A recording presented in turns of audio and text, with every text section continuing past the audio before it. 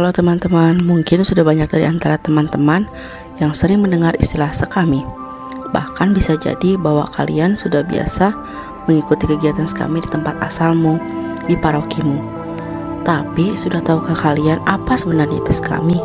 Apa yang bikin sekami itu terasa istimewa buat anak-anak dan remaja Katolik? Jangan sampai loh ya, sudah teriak-teriak sekami, tapi kalian belum tahu apa itu sekami. Untuk itu, mari kita simak ulasan menarik berikut ini. SKAMI itu singkatan dari Serikat Kepausan Anak dan Remaja Misioner, yang dalam bahasa Inggris sering disebut Pontifical Society of the Holy Childhood.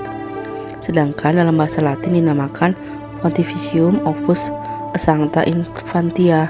Gak perlu bingung dengan bahasa yang berbeda, biar bahasanya beda tapi semangatnya tetap sama kok. Semua nama-nama tersebut memiliki pengertian yang sama, yaitu sebuah serikat, perkumpulan atau kelompok yang bernaung dalam sebuah lembaga gereja internasional yang disebut karya kepausan. Serikat ini bertugas untuk membangkitkan semangat perutusan atau semangat misioner dalam jiwa anak-anak dan remaja Katolik di seluruh dunia. Anak atau remaja yang menjalankan semangat SKAMI disebut anak atau remaja misioner. Mungkin teman-teman ada yang bertanya, anak dan remaja yang dimaksud itu usia berapa sih? Nah, yang termasuk anak dan remaja misioner adalah yang usianya anak-anak hingga 14 tahun. Untuk mengetahui nilai-nilai Kristianis kami yang bisa dibagikan pada anak dan remaja misioner, yuk kita mulai dengan mengetahui sejarah kami.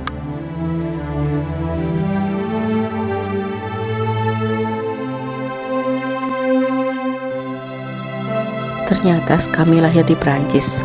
Pendirinya seorang uskup di Nancy yang bernama Monsignor Charles Auguste Marie de Forbin Jansen.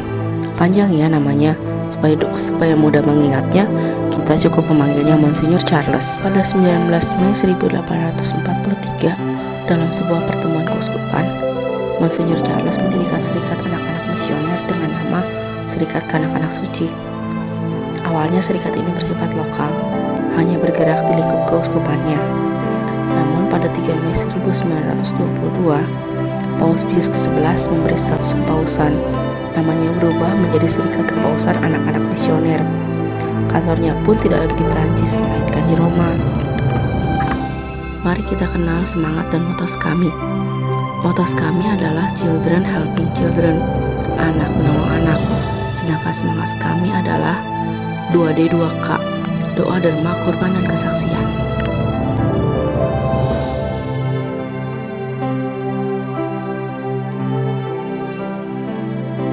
Tujuan didirikannya serikat seperti dimaksudkan oleh Monsignor Charles.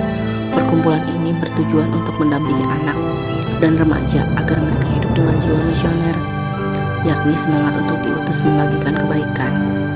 Serikat ingin agar anak-anak dan remaja memahami kebutuhan teman-teman sebaya mereka di negara-negara misi, lalu membantunya seturut kemampuan, melalui doa-doa maupun derma berupa uang dan kebutuhan lainnya. Setiap tahun, Hari Anak Misioner Sedunia dirayakan pada hari Minggu pertama bulan Januari. Perayaan ini bertepatan dengan Pesta Penampakan Tuhan atau Epifani. Inilah hari yang mempersatukan semua anak di dunia dengan semboyan Children Helping Children dan dalam semangat 2D 2K. Mungkin teman-teman ada yang bertanya, kok ulang tahun SKAMI tidak dirayakan sesuai hari lahirnya sih?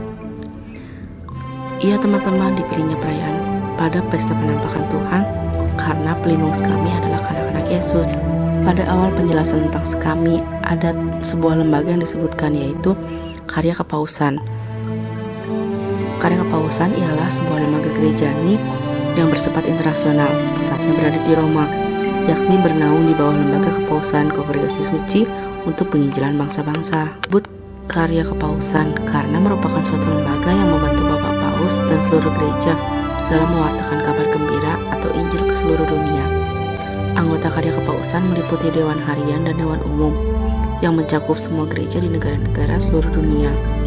Di setiap negara dibentuk Biro Nasional Karya Kepausan yang dipimpin oleh seorang direktur nasional yang disebut Dirnas. Dalam melaksanakan tugasnya, Karya Kepausan memiliki 4 serikat. Serikat ini semacam bidang-bidang lembaga yang mengelola pelayanan khusus sesuai dengan namanya. Nah, dalam hal ini SKAMI adalah salah satu bidang lembaga khusus tersebut. Inilah nama-nama Serikat Kepausan dan pendirinya. Serikat Kepausan untuk Pengembangan Iman adalah Pauline Marie Jaricot. Serikat Kepausan Santo Petrus Paulus untuk Pengembangan Panggilan adalah Jane Bigard. Serikat Kepausan Anak dan Remaja Misioner atau SKAMI adalah Monsignor Charles de Farbin Jensen. Serikat Kepausan Persekutuan Misioner Para Imam Religius dan Awam adalah Beato Paolo Manna. Lalu bagaimana halnya dengan yang di Indonesia? Apakah karya kepausan juga ada dan melayani di negara kita? Tentu dong, di Indonesia juga punya. Namanya Karya Kepausan Indonesia atau sering disingkat KKI. Nama ini mau menerjemahkan istilah Pontifical Missionary Works of Indonesia. KKI berpusat di Jakarta. Untuk memperlancar pelayanannya, di setiap keuskupan di seluruh Indonesia terdapat sekretariat KKI.